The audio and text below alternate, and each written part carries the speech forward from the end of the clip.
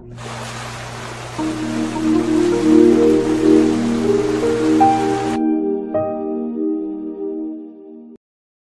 vous saluons au nom de Jésus-Christ qui est mort, qui est ressuscité et qui vit éternellement. Le sujet que nous allons aborder aujourd'hui dans cette émission concerne les Juifs, c'est-à-dire ceux qui sont appelés Juifs et qui aujourd'hui habitent les terres de Palestine et qui y seraient retournés en 1948 après avoir été dispersés, cette race blanche que tout le monde prend pour les Hébreux de la Bible. Nous allons donc aborder ce sujet, comment les Juifs actuels qui habitent sur les terres de Palestine ne sont pas les Hébreux de la Bible. Comment ils ne sont pas les descendants d'Abraham, d'Isaac et de Jacob qui y sont retournés sur les terres.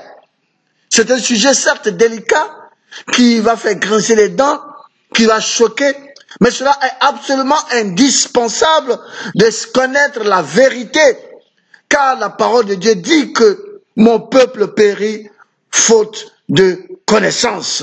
Nous allons donc citer dans cette émission des livres que des Juifs eux-mêmes ont écrits et qui existent, des livres que des non-Juifs ont écrits, aussi bien chrétiens comme païens.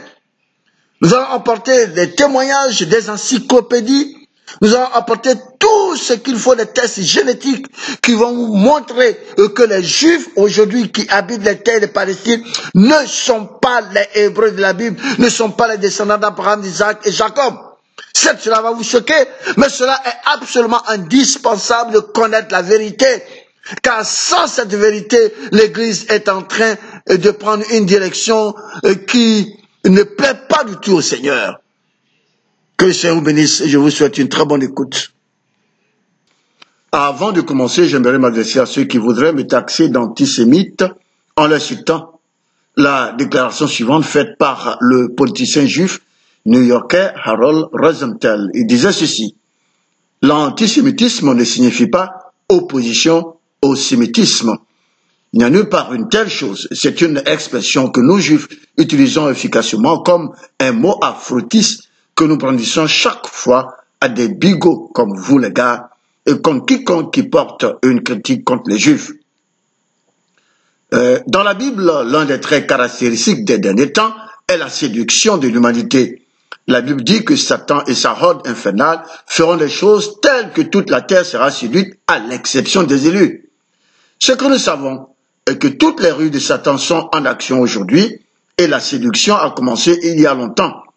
Cette subtile stratégie du diable conduirait inéluctablement l'Église vers une destruction évidente si rien n'est fait pour l'arrêter. C'est pourquoi nous croyons que le Seigneur, dans sa miséricorde, nous fait la grâce maintenant de déchirer le voile que l'ennemi avait placé devant nos yeux pour nous aveugler et nous manipuler, afin que nous découvrions l'horrible mensonge qui nous empoisonne spirituellement. Celui des Juifs, les faux Israélites, qui ont perverti les enseignements et la doctrine fondamentale chrétienne. C'est ce que explique le politicien Rosenthal lorsqu'il dit: beaucoup de nos rabbins détiennent maintenant des postes de professeurs dans des séminaires théologiques censés être chrétiens. Nous sommes stupéfaits par la stupidité des chrétiens qui acceptent la tromperie de nos enseignements et qui les propagent comme les leurs. Jean chapitre 8, verset 32 nous dit ceci: vous connaîtrez la vérité et la vérité vous affranchira. Benjamin Freeman, un honnête juif, disait dans son livre « Les faits sont les faits » qu'aucune institution dans notre société moderne ne peut survivre longtemps si sa structure n'est pas au départ érigée sur un fondement de la vérité. Le fondement de la foi chrétienne doit être érigé sur une base très solide de la vérité. Pour survivre, elle doit demeurer sur ce fondement. La détérioration, la désintégration et enfin la destruction de la structure de la foi chrétienne aujourd'hui sera accélérée dans la mesure où la fausse représentation et la distorsion de la vérité deviennent les substituts de la vérité. La vérité est une qualité absolue. La vérité ne peut jamais être relative. Il ne peut y avoir de degré de vérité. La vérité existe ou elle n'existe pas. La demi-vérité est aussi incroyable que la demi-honnêteté ou la demi-loyauté. Il existe une véritable conspiration contre Jésus-Christ et son Église. Malheureusement, les membres du clergé chrétien semblent être plus ignorants ou plus indifférents à cette conspiration que les saints chrétiens. Ils semblent enterrer leur tête dans le sable de l'ignorance et l'indifférence comme l'autruche. Cette attitude de la part du clergé chrétien a déjà porté un coup à la foi chrétienne, à partir de laquelle elle ne pourra se relever complètement que très difficilement, voire jamais pratiquement. N'est-ce pas triste? Arthur Koestler, un autre honnête juif, explique ce qu'est cette conspiration. Il dit en l'occurrence l'influence persistante du message historique et racial du judaïsme qui dit que les juifs d'aujourd'hui sont des descendants d'Israël, bien que fondés sur une illusion, agit comme un puissant frein émotionnel en utilisant la notion de la loyauté tribale. De même, Henry Ford, le constructeur automobile, renchérit ainsi. Les Juifs ne sont pas le peuple élu, bien que pratiquement toute l'Église ait succombé à la propagande qui les déclare en tant que telle. Puis il conclut, le chrétien ne peut pas lire sa Bible sauf à travers les lunettes juives et par conséquent la lit dans l'erreur. Le brigadier général américain Jacques Moyle conclut ainsi, l'un des phénomènes les plus étonnants du XXe siècle est de savoir comment un groupe de personnes qui détestent l'éternel Dieu Tout-Puissant et son Fils, le Seigneur Jésus-Christ, notre Sauveur, comment ce groupe a réussi à duper complètement la grande majorité des chrétiens pour qu'ils les acceptent comme un peuple élu de Dieu au point d'offrir à ces imposteurs des milliards de dollars de leur argent durement gagné. Il y a une puissance qui a aveuglé les chrétiens pendant des siècles et qui, à l'heure actuelle, conduit la spiritualité chrétienne vers sa ruine. Alors que les pasteurs chrétiens se prosternent devant l'idole du judaïsme talmudique international et que les politiciens du monde grincent les dents dans la crainte du pouvoir de la horde sioniste, ces derniers sont libres de détruire tout ce que nous honorons et vénérons. Qu'est-ce qui a provoqué cette grave situation où les ennemis de Dieu sont élevés à une position d'honneur par les mêmes hommes qui ont reçu l'ordre de prêcher l'évangile du salut du royaume à venir de notre Seigneur Jésus-Christ dans la vérité? Pourquoi nos politiciens marchent-ils dans la peur de cette minorité insatiable?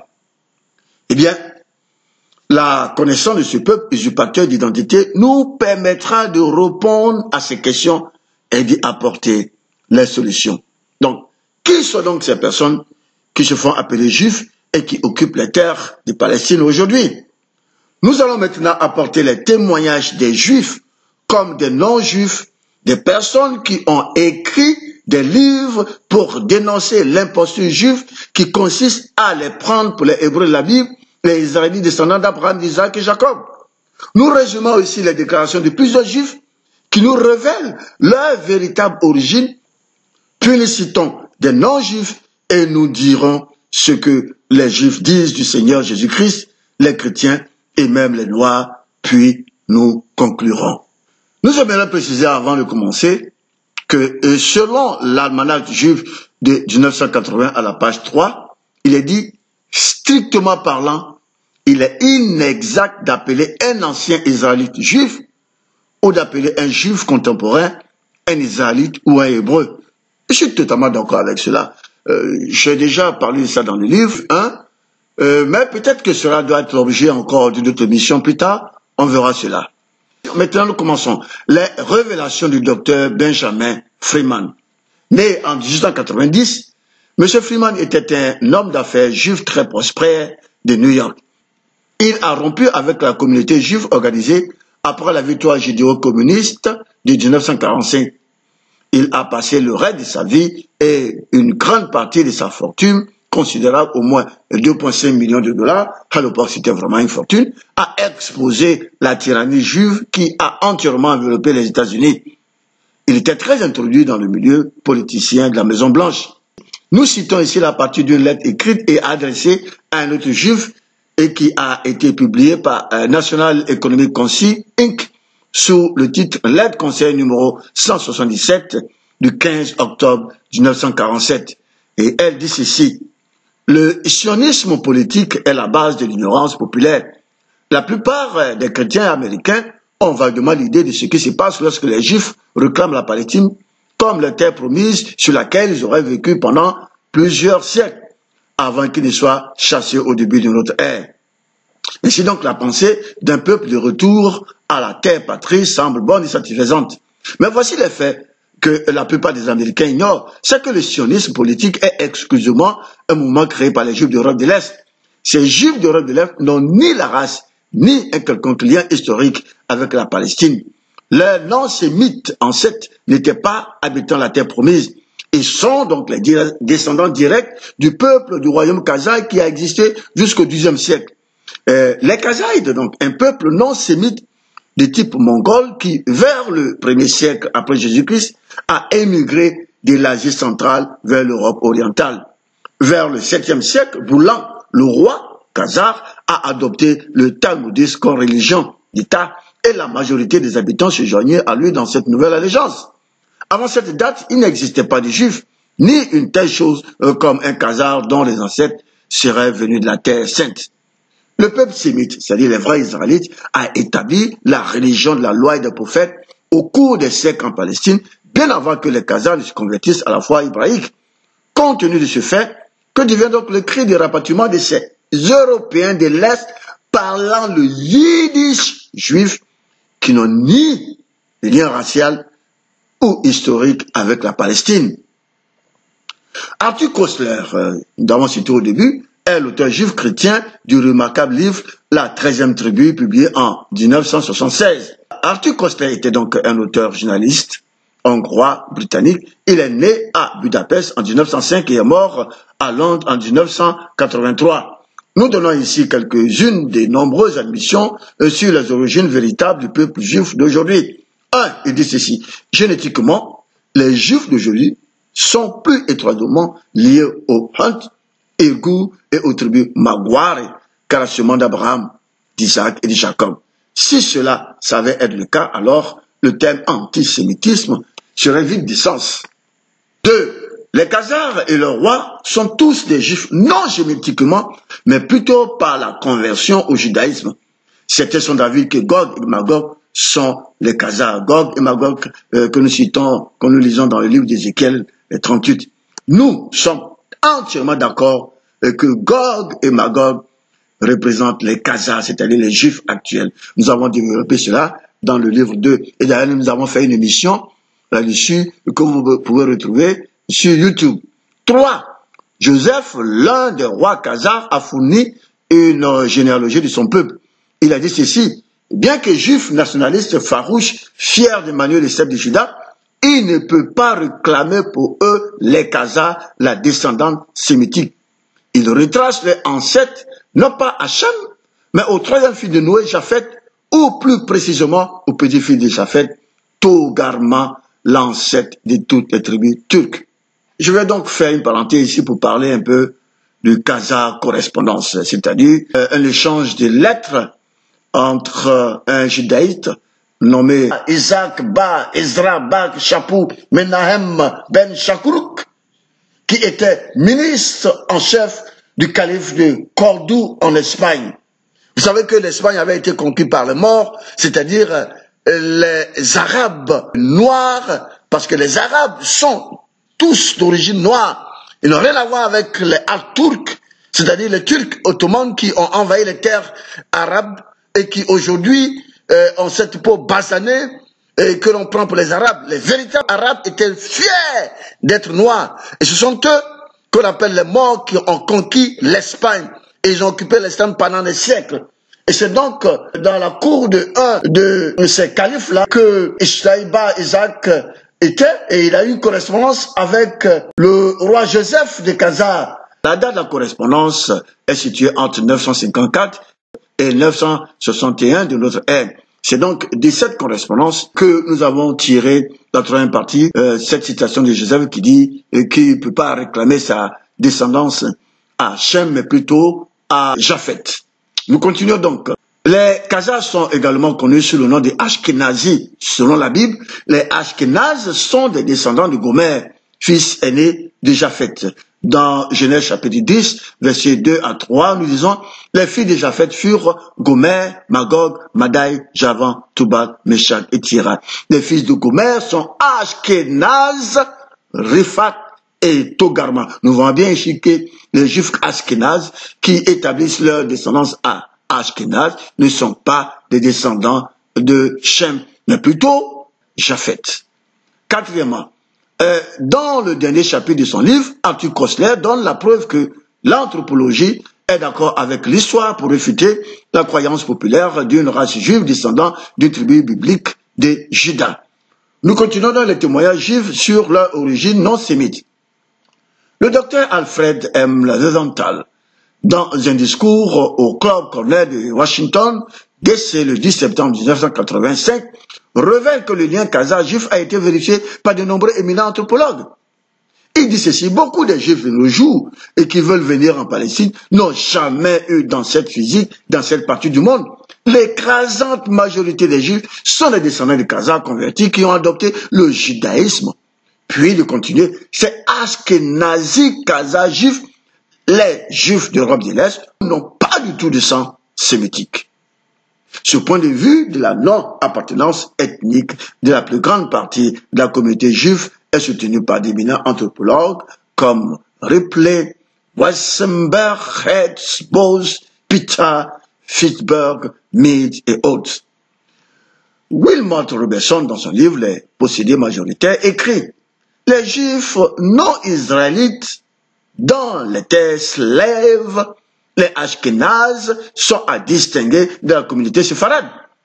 Le juif méditerranéen, les pionniers sionistes de la Palestine étaient pour la plupart Ashkénazes, des juifs non israélites. Le tempérament et le caractère de ces sionistes israéliens a été accentué par leur appartenance non israélite.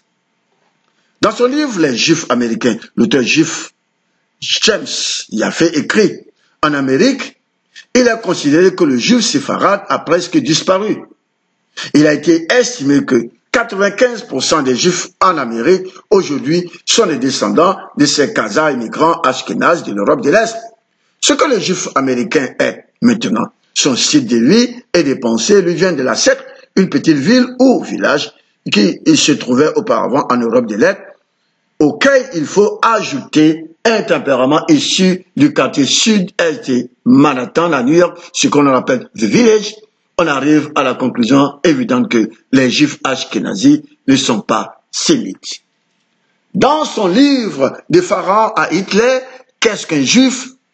Bernard Joseph Brown, un autre juif, a admis ceci. Puisque les juifs d'aujourd'hui ne sont pas des Israélites, ils n'ont aucun droit à la terre de Judée. Être consciemment juif est le plus bas genre de chauvinisme, patriotisme, car c'est le chauvinisme qui est basé seulement sur des fausses prémices. Abraham Polak, professeur d'histoire à l'université de Tel Aviv, et sans doute un patriote israélien, a fait une contribution majeure à notre connaissance de la communauté juive non sémitique. Ancêtre des Khazars, soulignant la légende de la race élue. Il y a une abondance de preuves substantielles prouvant que les Juifs contemporains ne sont pas les descendants des patriotes de la Bible. H. Jewell, dans son écrit de l'histoire, The Outline of History, arrive à la même conclusion que la grande partie de la communauté juive n'a jamais été en Judée et n'en était jamais sortie. Le rabbin Cyril Stanway a récemment fait une déclaration dans laquelle il admettait que les Juifs d'aujourd'hui ne sont pas des Israélites. Cette confession a été faite d'un point de vue du jeudi 8 novembre 1990 dans le Sun New Las Cruz, Nouveau-Mexique. Il dit ceci, « De nombreux Juifs ne sont pas d'origine sémitique. Nous sommes les descendants religieux, spirituels et nationaux, mais pas génétiques, de ceux qui étaient les Sémites, qui ont d'abord formé les bases du début du judaïsme. » En d'autres termes, le rabbin Stanway a admis que de nombreux Juifs ne sont pas des Sémites. Puisqu'ils ne le sont pas, les Juifs d'aujourd'hui ne peuvent certainement pas être la lignée d'Abraham, car Abraham était un Sémite, descendant de Shem, fils de Noé. Les vrais Israélites sont des Sémites, descendants directs de Shem par Abraham. Shlomo Sand, professeur d'histoire à l'université de Tel Aviv, a écrit comment le peuple juif fut inventé. En 2007, il dit que les Juifs ne sont pas une race. Ils n'ont aucun lien racial avec les Israélites de la Bible. Dans un autre livre écrit en 2009, il affirme que les Juifs n'avaient pas de langue commune puisque le hébreu était utilisé uniquement pour la prière. Le yiddish, qui est la langue des Juifs, était la langue parlée par les Juifs ashkénazes d'aujourd'hui. M. Bernstein, un autre Juif, a écrit dans la vie d'un Américain dans un Israël marxiste et raciste. Il dénonce l'adoption du judaïsme par la Ashkenazi Khazar sous la rubrique « Le peuple élu de Dieu ». Il expose le mythe du peuple élu des Ashkenazis et écrit « La puissante machine de propagande sioniste a conduit le peuple américain à croire que le juif est un Israélite, une race de gens, et qu'ils sont le peuple choisi de Dieu. Ce mythe a été lancé par un petit groupe de juifs. Quelques dirigeants juifs ont pris des extraits de la Bible et les ont interprétés pour les faire dire que Dieu les a désignés comme peuple élu. Ceux qui lancent principalement ces cris « Nous sommes le peuple choisi de Dieu » sont les sionistes marxistes ashkénazis, des juifs qui ont choisi à des fins politiques le judaïsme et qui n'ont pas une seule goutte de sang judaïque ou israélite de la Bible en eux. L'éthique judéo-chrétienne dont nous entendons beaucoup parler en Amérique est une grosse blague. Elle est le résultat d'une intense campagne de propagande sioniste. Sur le mythe du peuple élu de Dieu, Dieu nous demande de nous méfier de ceux qui se disent juifs, mais qui ne sont pas judaïtes, mais qui sont une synagogue de Satan, Apocalypse 3, verset 9. Car il se trouve que ce serait aux juifs ashkénazis que Dieu faisait allusion. Nous allons maintenant apporter les témoignages d'autres non-juifs. Nous allons commencer donc par vous présenter cette séquence vidéo, puis nous allons continuer avec les citations, notamment le livre d'Henry Ford et bien d'autres personnes encore qui sont non-juives. Entre le 1er et le 8e siècle de notre ère, une société incroyablement malveillante fait son apparition en Khazarie. Les Khazars évoluent en une nation dirigée par un roi malveillant, entretenant à sa cour des oligarques versés dans les sciences occultes et la magie noire babylonienne. Durant cette période, les Khazars acquièrent auprès des pays voisins une réputation de brigands, de meurtriers, de bandits de grand chemin et d'usurpateurs des identités des voyageurs qu'ils assassinent, pratique dont ils font leur activité principale et leur manière de vivre. Vers 800 de notre ère, la Russie et d'autres pays voisins leur adressent un ultimatum. Les dirigeants des pays voisins, principalement la Russie, avaient reçu tellement de plaintes de la part de leurs citoyens, qu'ils ont envoyé collectivement un ultimatum au roi des Khazars. Ils lui firent parvenir une missive lui enjoignant de choisir parmi les 3 religions abrahamiques une religion pour son peuple, d'en faire la religion d'État, que tous les citoyens khazars devront pratiquer, et de faire en sorte que tous les enfants khazars soient élevés dans cette foi. Le roi khazar avait le choix entre l'islam, le christianisme et le judaïsme. Le roi khazar choisit le judaïsme et promit de respecter les exigences définies par la confédération de nations voisines emmenée par le tsar russe. Malgré cet accord et cette promesse, le roi khazar et son cercle rapproché d'oligarques continuèrent à pratiquer la magie noire babylonienne, également appelée satanisme occulte.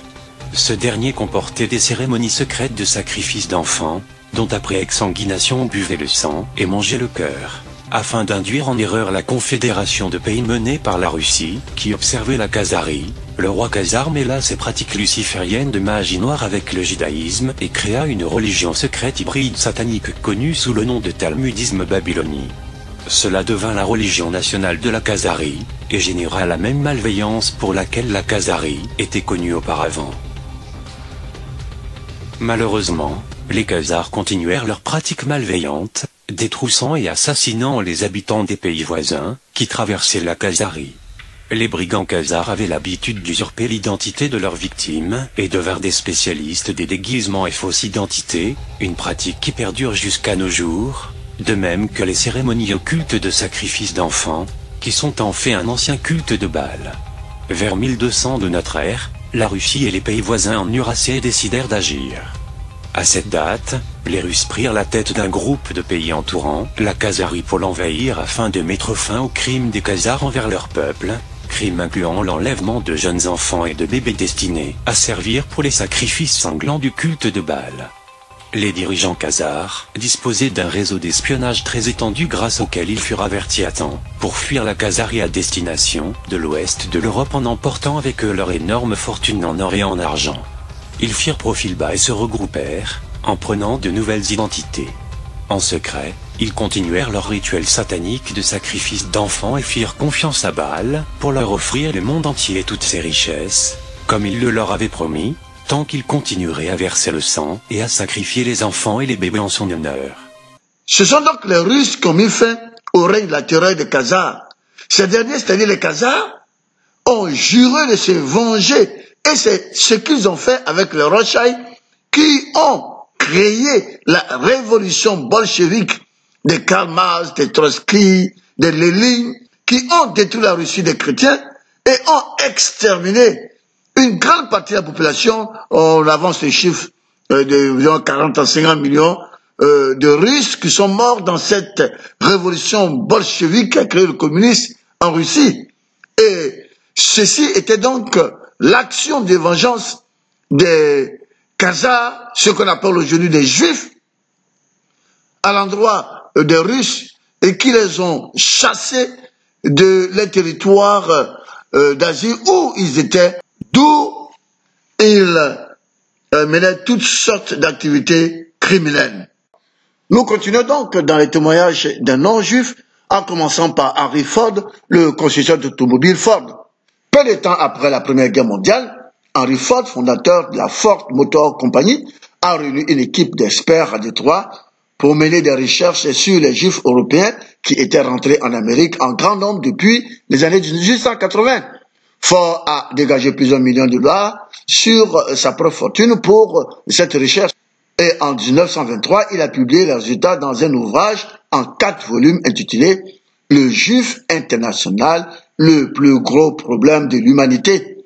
Selon les conclusions d'Henry Ford, très peu de gens qui se disent juifs étaient les descendants des Israélites de la Bible. Ford a en outre prouvé que ces juifs, en utilisant toutes sortes de crimes sous le manteau d'être le peuple élu de la Bible, ont pris rapidement le contrôle économique et politique de l'Amérique. Dans le domaine religieux, Ford a affirmé que les Juifs avaient secrètement pris le contrôle de la plupart des séminaires chrétiens, protestants et des maisons d'édition et avaient été en mesure d'éliminer presque toutes les critiques des Juifs de la littérature chrétienne. En résumant ces conclusions, Henry Ford a déclaré « Les Juifs ne sont pas le peuple élu, quoique pratiquement toute l'Église ait succombé à la propagande qui les déclare en tant que tels. » Le livre de Ford a provoqué une fureur pendant quelques années, puis a disparu des collèges, des universités et des bibliothèques publiques et est devenu introuvable à tout prix. Les églises ont continué à enseigner que les Juifs sont le peuple élu du Dieu d'Israël. Les médias d'information dominés par les Juifs ont continué à se référer aux Juifs toujours comme des Israélites. Toute personne qui s'oppose au contrôle croissant des Juifs sur les nations est immédiatement taxée d'antisémite. Et les séminaires dominés par les Juifs ont commencé à apprendre aux nouveaux étudiants en théologie comment citer Genèse 12, chapitre 1 à 3, pour avertir sévèrement leurs brebis que quiconque parle défavorablement des Juifs serait maudit par Dieu. Ainsi, le contrôle juif de la société américaine dans le domaine de la politique et de la religion a continué de plus en plus à prendre de l'ampleur jusqu'à ce jour. Nous allons maintenant citer les militaires, les Américains, qui ont écrit aussi. Le colonel John Beatty. En 1951, l'officier de renseignement militaire américain à la retraite a publié un livre scientifique de 265 pages intitulé « Our Curtain over America », rideau de fer sur l'Amérique. Dans ce livre, le colonel Beatty a donné des preuves accablantes selon lesquelles 7 étranges races juives d'Européens de l'Est étaient en fait des Khazars et Mongols asiates qui n'ont aucun lien racial avec l'Israël de la Bible.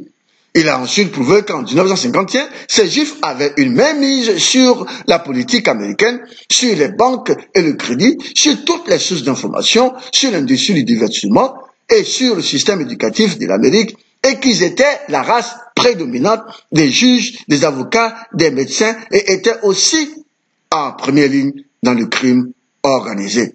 Évidemment, ils ont une alliance avec le diable, ils ont accepté ce que le Seigneur Jésus-Christ a refusé lors de sa tentation par le diable. Donc ils ont établi une alliance avec le diable, c'est pourquoi le diable leur a donné tout cela. Nous continuons. Les médias d'information contrôlés par les Juifs ont refusé de faire la promotion du livre. Les librairies juives ont refusé de le toucher. Les librairies chrétiennes, quant à elles, l'ont ignoré et seulement quelques milliers d'exemplaires ont été vendus. La plupart des Américains n'ont jamais entendu parler de rideau de fer sur l'Amérique. Maintenant, à cause du regain d'intérêt, tant le Juif international dans une édition abrégée, c'est-à-dire le livre de Henry Ford, que le rideau de fer sur l'Amérique ont été réimprimés et sont disponibles. Nous avons maintenant aussi le colonel Curtis Bedell.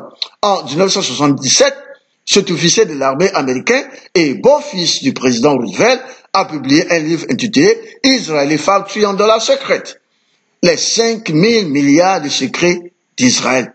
Il a écrit dans ce livre que les Juifs ne sont pas des Israélites. Il a même appelé cette mascarade juive le plus grand canular des siècles derniers. Maintenant, nous allons citer des politiciens. Nous commençons avec David Ben-Gurion, ancien premier ministre israélien, qui disait « Si j'étais un dirigeant arabe, je ne signerais jamais d'accord avec Israël. Et c'est normal, nous avons pris le pays. Il y a eu l'antisémitisme, les nazis, Hitler, Auschwitz. Mais était-ce leur faute? Ils ne voient qu'une seule chose. Nous sommes venus et nous avons volé leur pays.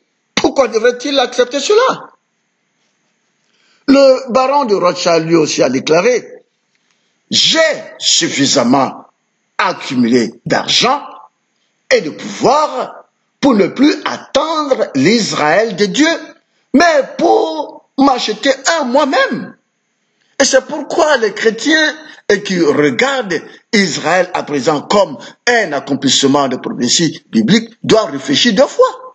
Ils doivent relire la Bible. Est-ce les conditions que Dieu a établies dans Deutéronome chapitre 30 ont été remplies par cet Israël pour qu'on puisse considérer ces Juifs ashkénazes qui occupent les terres de Palestine comme étant les Hébreux de la Bible? Est-ce l'accomplissement des prophéties bibliques sur le retour des Israélites sur les terres qu'ils ont accompli ainsi? Les chrétiens doivent réellement relire la Bible et revoir tout cela.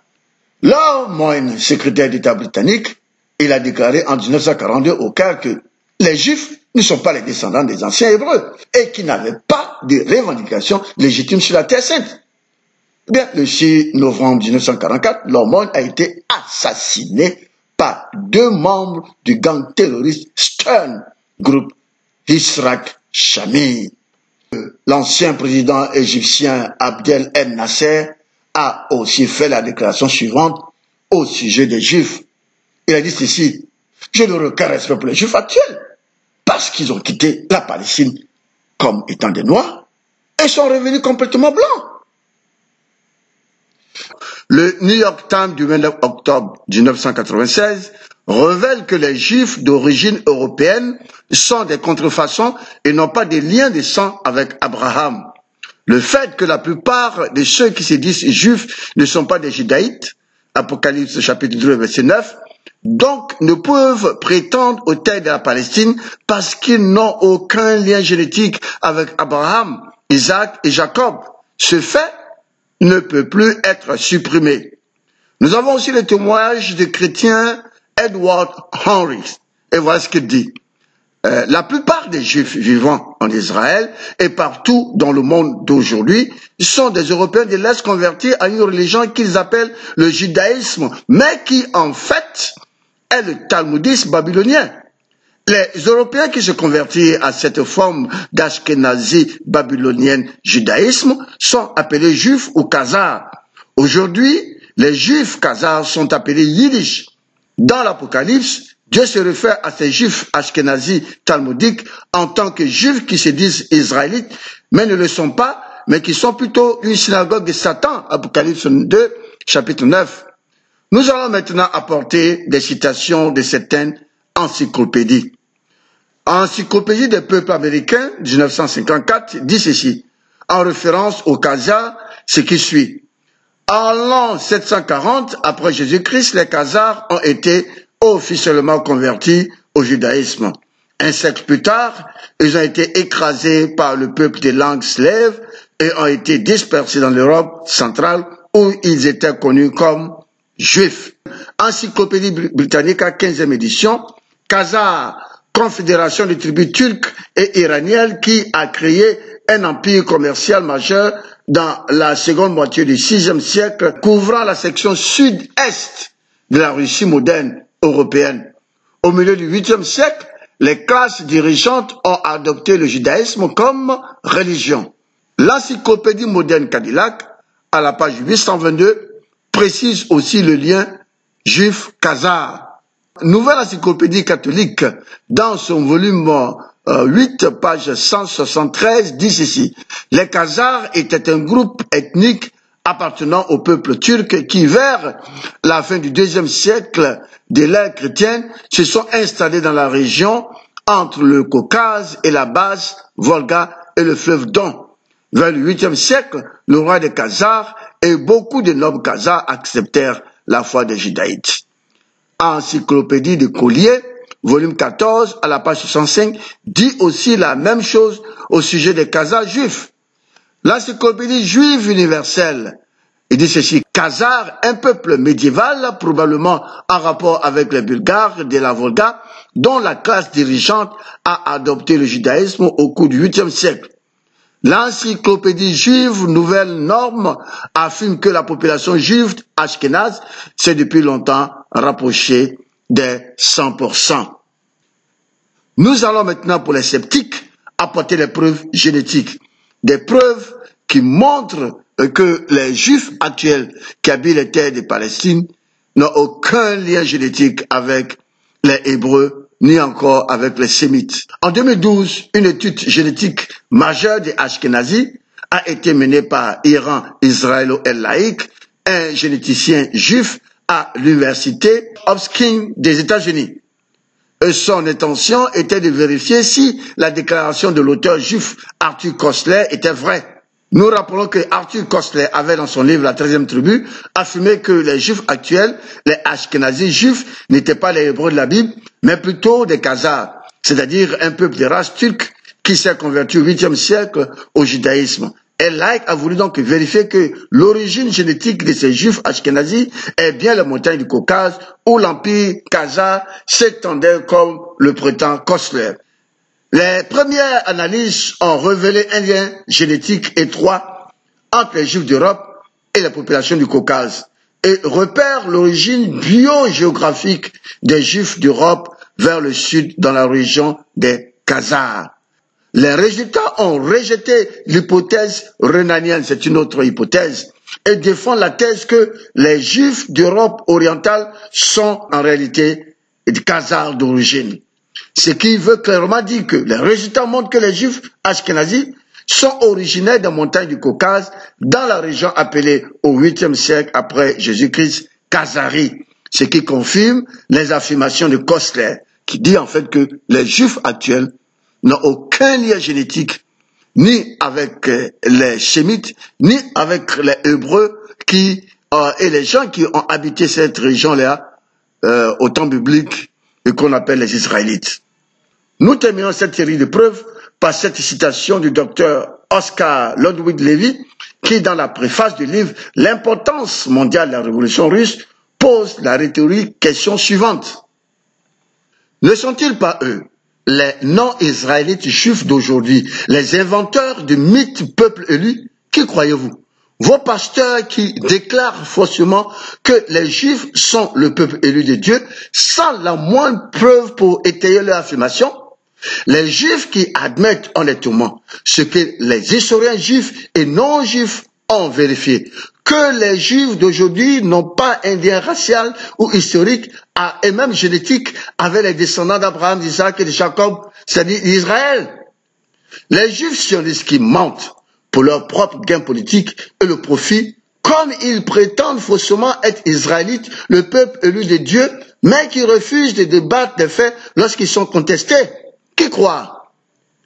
Dieu Tout-Puissant nous a mis en garde contre le blasphème de ceux qui se disent juifs, c'est-à-dire des judaïtes, mais qui ne le sont pas, mais qui sont les synagogues du Satan. Non seulement la Bible nous avertit, mais les juifs eux-mêmes aussi avouent que les Khazars juifs d'aujourd'hui sont des imposteurs. Par conséquent, les chrétiens n'ont plus aucune excuse pour perpétuer le mensonge que les juifs d'aujourd'hui sont soit judaïtes ou israélites. Maintenant, nous allons aborder notre sujet. Que pensent les juifs des chrétiens? Les chrétiens prennent les juifs pour le peuple élu de Dieu. Ils dénigrent l'œuvre de Jésus-Christ et les écrits de Paul concernant l'Église. Le fondement que Dieu a posé, c'est l'Église. Et c'est l'Église maintenant qui représente le peuple de Dieu. Donc il n'est pas question d'avoir deux peuples de Dieu. Il y a l'Église de Jésus-Christ composée de tous les chrétiens qui sont sur cette planète Terre qui représente donc le peuple de Dieu. Éphésiens chapitre 2 verset 20 dit ceci. Vous avez été édifiés sur le fondement des apôtres et des prophètes. Jésus-Christ lui-même étant la pierre angulaire, en lui, tout l'édifice bien coordonné s'élève pour être un temple saint dans le Seigneur. En lui, vous êtes aussi édifiés pour être une habitation de Dieu en esprit.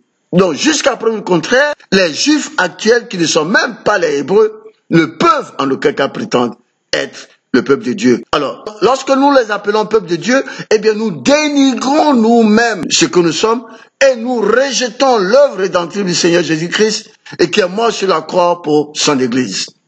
Nous citons maintenant encore le politicien horizontal qui dit ceci. Le judaïsme ou le talmudisme n'est pas seulement l'enseignement de la synagogue, mais il est aussi la doctrine de chaque église chrétienne en Amérique et dans le monde. Grâce à notre propagande, l'Église est devenue notre soutien le plus fervent. Cela lui a même donné une place particulière dans la société, puisque les chrétiens croient au mensonge que nous sommes le peuple choisi et les païens. Et il continue, ces enfants abusés de l'Église nous défendent au point de détruire leur propre culture.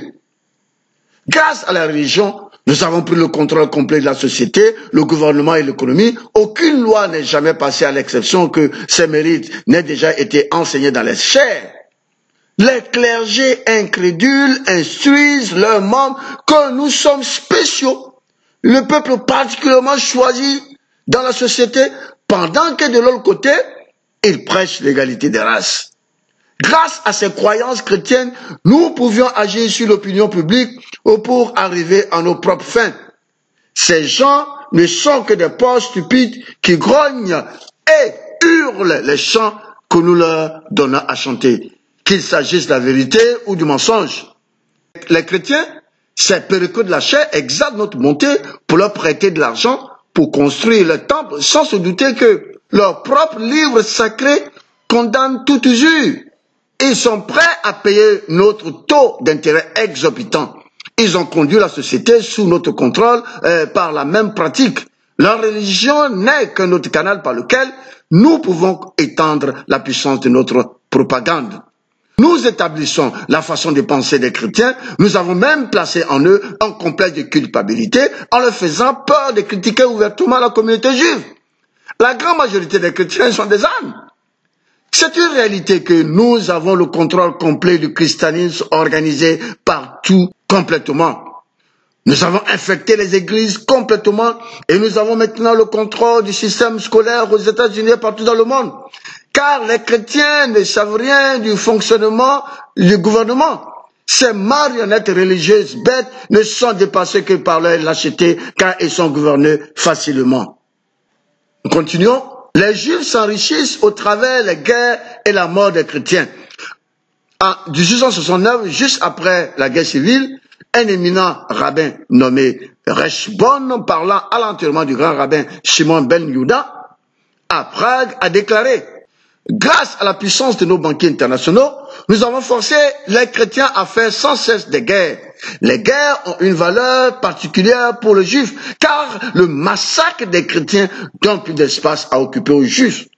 La guerre est la récolte des Juifs. Les banques juives s'engraissent sur les guerres chrétiennes. Plus de 100 millions de chrétiens ont été balayés la surface de la terre par les guerres et la fin n'est pas encore proche. Rappelez-vous que cette déclaration a été faite avant que les 2 guerres mondiales aient tué des millions de chrétiens supplémentaires. Et les Juifs ont l'audace de parler de l'Holocauste. Maintenant, que dit le Talmud au sujet du Seigneur Jésus-Christ, de Marie et des chrétiens? Vous allez comprendre pourquoi la Bible appelle les Juifs la synagogue de Satan. Leur livre religieux n'est pas l'Ancien Testament de la Bible, mais le Talmud, un ramassis d'écrits immoraux et blasphématoires qui abreuvent le Juif dès son enfance d'enseignements destructeurs de la société des êtres humains. J. Whitney, qui a publié le protocole en 1901, cite le célèbre juif Alexis Simeonovitch Shmakov, qui dans son ouvrage Les Juifs et la liberté écrit: si le Talmud est l'âme du juif, la Kabbale est celle du Talmud. Et un vrai juif ne peut pas ne pas être kabbalistique. Nous citons donc quelques passages, quelques versets du Talmud. Sanhédrin 55b dit ceci: il est permis d'avoir des rapports sexuels avec une fille de 3 ans et 1 jour. Les relations sexuelles avec les enfants de 3 ans sont clairement permises aussi dans Yebamot 12a, 59b, 60b, 37a, Aboda Zara 39a et Ketubot. Ce sont des noms de versets du Talmud. La prononciation est un peu difficile. Donc, Yebamot 59b dit ceci: bien que l'argent versé à une prostituée ne peut pas être donné à Dieu, mais si la prostituée est payée pour du sexe avec un animal, c'est-à-dire la bestialité, eh bien, son argent peut être accepté par Dieu. Vous comprenez? Alors que le Dieu des Juifs est totalement différent du Dieu des Hébreux et du Dieu des chrétiens. Sanhédrin 54b dit ceci: si un homme commet la sodomie avec un garçon de moins de 9 ans, ils ne sont pas coupables de sodomie. Sanhédrin 59b dit ceci: les rapports sexuels avec un garçon de moins de 8 ans ne sont pas de la fornication. Ketubot 11 dit ceci: les rapports sexuels avec une fille de moins de 3 ans n'est rien. Vous comprenez pourquoi? Les Juifs sont ceux qui dirigent la pornographie, les mouvements de pédophilie, les mouvements d'homosexualité et tout ce qui a un caractère immoral, ce sont eux qui sont à la tête. Parce que leur enseignement talmudique les amène à pervertir notre société. Voilà ce que le Talmud enseigne concernant le blasphème contre le Seigneur Jésus-Christ et Marie. Voilà ce qu'il dit. Yebamot 49. Jésus était un bâtard né dans l'adultère. Il était un mauvais homme, était un magicien, un imbécile. Il était coupable de sorcellerie et d'apostasie. Il méritait l'exécution. Il était un imbécile et personne ne doit prêter attention aux imbéciles. Il était un fils illégitime conçu pendant les règles de sa mère. Il était le fils de Pandira, un soldat romain. Ensuite, continue. Jésus a été envoyé en enfer où il est puni dans des excréments bouillants pour s'être moqué des rabbins. Eh bien, Marie aussi n'est pas aussi mieux lotie, d'après le Talmud. Marie, d'après le Talmud, était une prostituée, elle était une femme adultère. Et ce sont ceux-là que les chrétiens prennent pour le peuple élu de Dieu. Les passages suivants indiquent de quelle manière les chrétiens et leur culte sont dépeints dans le Talmud. Et je commence. Les Juifs sont des humains, non les chrétiens, ce sont des bêtes. Il ne faut pas avoir plus de compassion pour les chrétiens que pour les cochons quand ils ont une maladie des intestins. Les chrétiens doivent être exterminés car ce sont des idolâtres. Si un juif tue un chrétien, il n'a pas commis de péché. Ne passer aucun accord avec un chrétien et ne jamais manifester la pitié envers un chrétien. Les chrétiens sont créés pour servir les juifs de toute éternité. On peut prétendre se réjouir avec les chrétiens pendant les fêtes si cela permet de cacher notre haine. La propriété d'un chrétien appartient au premier juif qui la réclame. On peut tromper les chrétiens qui croient au principe de la foi chrétienne. Les juifs doivent en permanence tenter de tromper les chrétiens. Les Juifs peuvent mentir et se parjurer si c'est pour condamner un chrétien. Il est permis de tuer indirectement un chrétien, par exemple, si quelqu'un tombe dans un puits dans lequel se trouve une échelle, il faut retirer rapidement l'échelle. L'extermination des chrétiens est un sacrifice agréable à Dieu. Mais de quel Dieu les Juifs parlent? Celui des Juifs, c'est-à-dire Lucifer, bien sûr. C'est ce que Rosenthal confirme en disant ceci.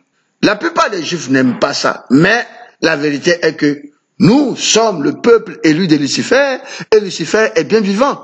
Ce n'est pas seulement Rosenthal qui affirme que les Juifs sont le peuple élu de Lucifer, mais le rabbin Abraham Frankenstein, lui aussi, a confirmé cela dans une interview accordée à une chaîne de radio américaine. Nous allons aborder le sujet. Les Juifs et les chrétiens sont-ils des frères? Non. Les chrétiens doivent se réveiller. Compte tenu de tout ce que nous savons maintenant, quel peut être le degré de sincérité de toutes les paroles mielleuses qu'on entend dans les mouvements de fraternité entre les Juifs et les chrétiens, ou dans les mouvements promouvant une communauté de foi entre les Juifs et les chrétiens? Ces mouvements qui pullulent littéralement sont en train de dévaster toutes les nations.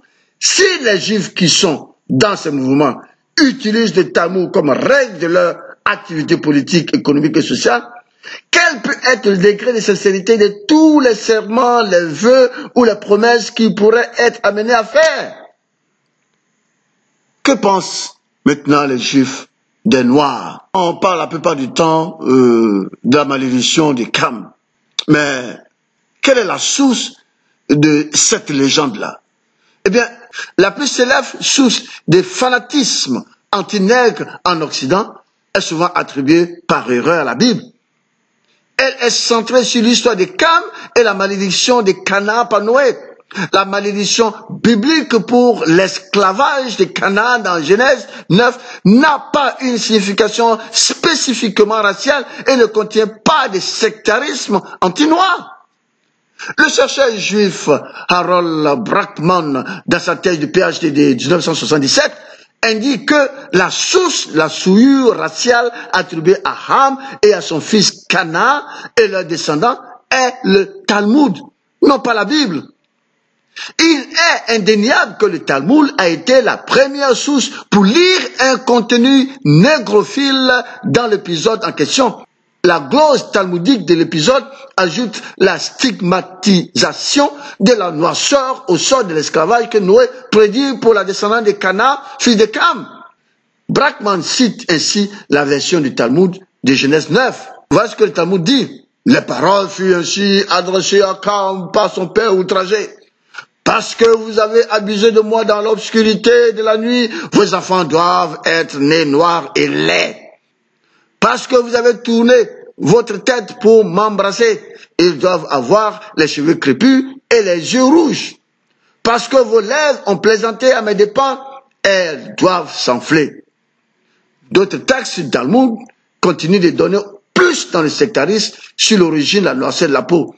Certains rabbins, citant des sources talmudiques, ajoutent leur grain de sel à cette campagne raciste. Voici ce qu'enseignent les rabbins juifs au travers de leur Talmud. Il dit ceci: par sa noirceur, Cam est le père de toute la race noire. Il a eu une bestialité avec les chiens. Rabbin Hiaba Abba a dit ceci: Cam, le chien et le corbeau ont mal agi dans l'arc. Cam ou Cham est devenu noir. C'est dans le Tanakh 1, verset 64d. Et il continue: 3 ont copulé dans l'arc et tous les 3 furent punis. Le chien, le corbeau et Cam. Le chien fut condamné à rester attaché. Le corbeau a expectorié sa semence dans le bec de sa compagne. Et Cam fut frappé dans sa peau. D'autres rabbins disent: ta descendance sera laide et noire. Cam est devenu noir. Ce sont donc les Juifs qui ont lié la malédiction de Noé à Canaan, à la noirceur de la peau. La Bible ne parle pas de la couleur de la peau dans l'histoire du drame qui est survenu entre Cam et son père Noé. Ainsi donc les Juifs ont transformé cette malédiction que Noé a prononcé sur son petit-fils Canaan et qui concerne en fait l'esclavage en une noirceur de la peau. Et pour eux, ce n'est pas Canaan qui a été maudit, mais c'est Cam. Et que disent-ils? Que c'est Cam qui est devenu noir, il est devenu vilain, il a eu les cheveux crépus, il a des yeux rouges, des lèvres prominentes, etc. L'archétype pour eux du noir, du vilain noir. Parce que pour les Juifs, Cam aurait eu des relations sexuelles avec son père Noé, c'est pourquoi il est devenu noir, c'est pourquoi il a été maudit et que cette malédiction a fait que Cam est devenu noir et avec toute la description que je viens de vous donner. Une histoire complètement fausse que les Juifs ont inventée dans leur haine pour le noir. Mais la malédiction que Noé a prononcée sur son petit-fils Canaan s'est accomplie dans l'espace et le temps, pendant le règne du roi David et pendant le règne aussi de son fils Salomon. Il a dit que les Cananéens qui n'avaient pas été tués ont été utilisés par ces deux rois à tailler les pierres et à faire des travaux d'esclaves. Donc, cette malédiction qui concerne en fait l'esclavage des Cananéens s'est accomplie dans l'espace et le temps et n'a absolument rien à voir avec le teint de la peau, avec la couleur de la peau. En somme, en ce qui concerne la malédiction de Noé, 4 facteurs sont entrés en jeu au cours des 6 premiers siècles de notre ère. Moi, je pense plutôt au cours des 2 derniers siècles de notre ère. Explication. Une tentative de donner un sens à une interprétation de la Bible. Erreur. Une interprétation biblique erronée qui a généré un texte selon lequel Cam est maudit. Environnement. Une structure sociale dans laquelle le noir est identifié comme esclave. Étymologie. Une fausse hypothèse selon laquelle Cam signifie noir ou sombre. La combinaison de ces facteurs était la cause principale. Ainsi, Cam, le père de l'Afrique noire, était frappé, lui et ses enfants, d'une malédiction éternelle, celle d'être esclave de génération en génération. Ainsi est née la fable de la malédiction de Cam. Voilà pourquoi les Juifs étaient à la pointe de la traite des Noirs et du commerce triangulaire. Ils étaient les propriétaires de la plupart des navires.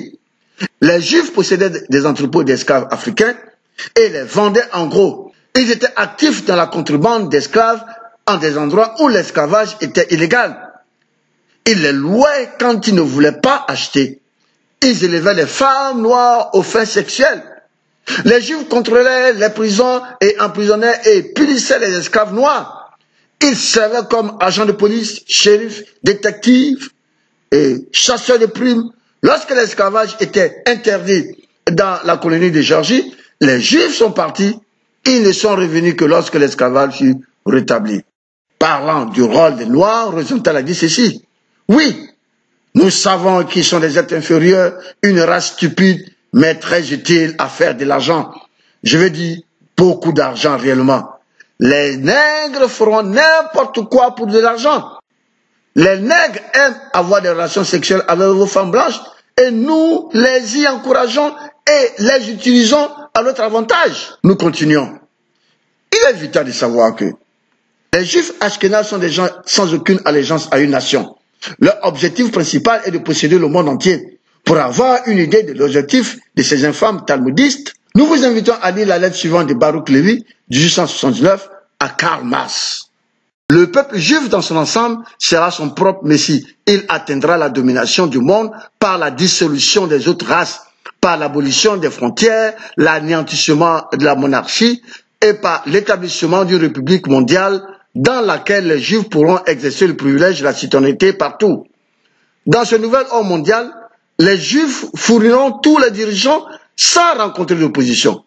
Les gouvernements des différents peuples formant la République mondiale tomberont sans difficulté dans les mains des Juifs.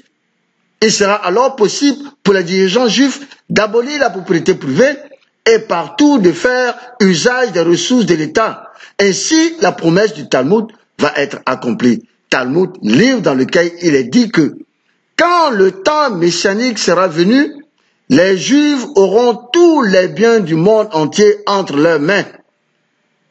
N'est-ce pas le plan pour l'apparition d'Antéchrist, le fils de Satan, qui doit venir régner sur le monde que nous venons de lire? La Bible nous dit ceci dans 2 Thessaloniciens chapitre 2 verset 10. L'apparition de cet impie se fera par la puissance de Satan avec toutes sortes de miracles, des signes et de prodiges mensongers et avec toutes les séductions de l'iniquité pour ceux qui périssent parce qu'ils n'ont pas reçu l'amour de la vérité pour être sauvés. Aussi Dieu leur envoie une puissance d'égarement pour qu'ils croient aux mensonges, afin que tous ceux qui n'ont pas cru à la vérité, mais qui ont pris plaisir à l'injustice, soient condamnés. La civilisation chrétienne peut-elle être délivrée de cette servitude avant qu'il ne soit trop tard? Oui, je suis confiant. La question de l'imposture juive doit être traitée et répondue dans le milieu chrétien si la puissance qui est en train d'essayer d'étrangler l'église de Jésus-Christ doit être vaincue et le royaume de Dieu sur la terre établi comme prédit dans les Écritures. Que Dieu, à travers la direction de son précieux Saint-Esprit, utilise cette publication comme un moyen pour informer et enseigner son peuple sur les dangers auxquels ils sont confrontés par ceux qui se disent israélites et qui ne sont pas, mais qui sont une synagogue de Satan, et les amène à s'occuper de son œuvre jusqu'à ce qu'il revienne, et cela dans la vérité. Que Dieu vous bénisse au nom de Yeshua. Amen.